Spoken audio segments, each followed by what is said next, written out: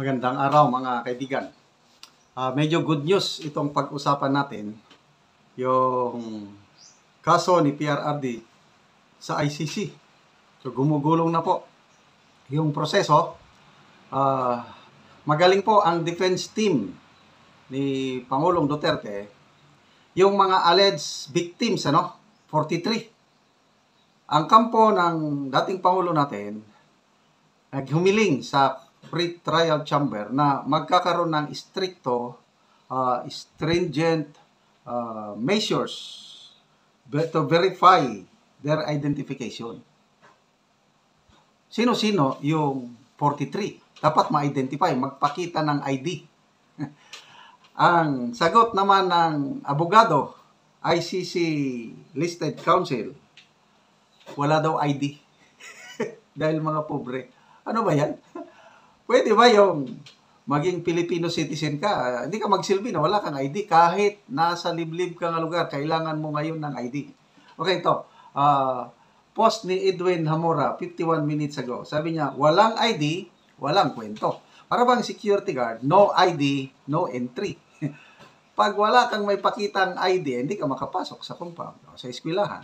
Ganun din. So, itong kaso na ito, dapat may pakita nila yung ID, identification, sino-sino yung 43. Okay, basahin natin ang post na ni Edwin Hamora.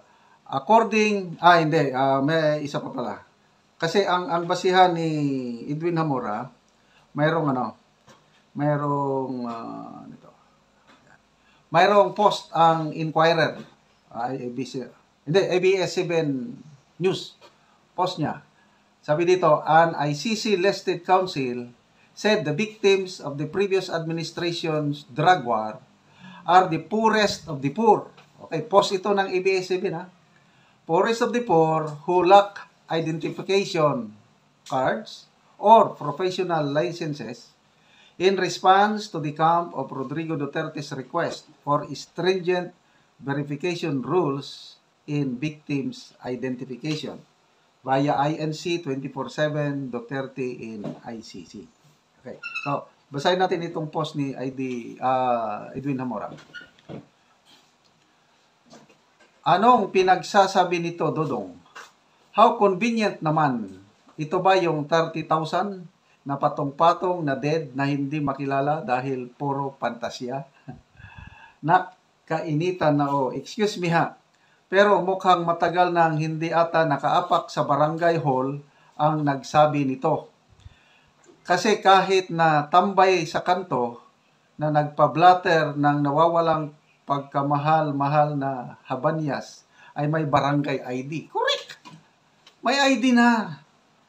Lalo na ngayon na may mga ayuda, kailangan mong magpakita ng ID. Kahit tambay sa kanto, may ID. Yung nanay na kumukuha ng ayuda sa DSWD, required ang ID. Kahit relief goods, nagpapakita ng ID. So, saan banda ulit yung wala silang ID? Correct. Gusto kasi ng kampo ni Duterte na higpitan ang pag-verify ng mga biktima sa ICC. Kailangang may matinong ID. Parang kukuha lang ng ayuda. Kasi nga naman, baka kung sino-sino lang ang magpakilalang biktima, baka may sumingit na multo. Isipin ninyo, nagsimula ang story na ito sa 30,000 na fiction story. Sa madaling sabi, kung wala kang government ID, sorry na lang. Kahit nabaril ka, hindi ka opisyal na patay. Okay? Biro lang. But in the Philippines, you need an ID to receive ayuda. At lahat ng mga tao dito ay na-ID at merong ID. Okay, bago lang tayo nagkaroon ng pandemic, hindi ka makakuha ng ayuda. Yes, ayuda kung wala kang ID nung pandemic. Kaya, imposibleng wala kang ID. Kaya itong palusot ng abogado ng mga biktima, I don't know kung makakalusot ba I hope na maging patas ang mga judges. Okay. Magbasa tayo ng mga comments. Malo Alejandro. If poorest of the poor naka-enroll sa 4Ps, may ATM ng Land Bank, may ID. Correct. may ID. Correct, sabi ni Marites. Sabi ni Edwin Namura, hakahanak ng initan na yan. Di ba lawyer nila si Conti? Conti lang ang utak nun. Si Atty. Cristina Conti. Tama, kaya imposible, sabi ni Hads Nafa.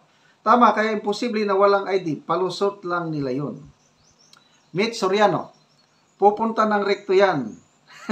Magpagawa. Alam niyo naman, basta recto. Factor yan ano. Nostalgia. For your information, sa feeling charlatan ang ICC listed lawyer.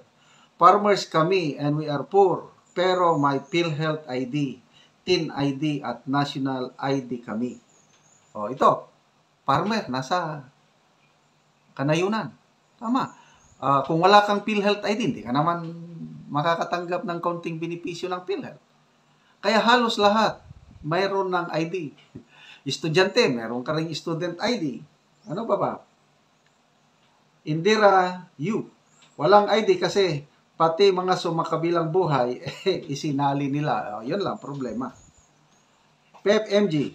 Meron pa bang walang ID ngayon? Nice try. Sa katagal-tagal tumatanggap ng 4-piece, paano nakapag-pay up? Yes, posible. Victor Sikoya. The court procedure is a must. ID are necessary to protect the court from making arbitrary decision. Every lawyer knows that. Citycare DL, poor din ako pero meron akong national ID. Kaya nga. Ay, nako. So, dito mo makikita, mahina ang kaso nila. So, these are signs na ang ating Tatay Digong may pag-asang makabalik. Okay? So, relax lang po tayo. Sabi ni Tatay Digong, there will always be a day of reckoning. Vote straight, PDP laban tayo. Salamat mga kaibigan sa inyong pagtangkilik sa ating channel at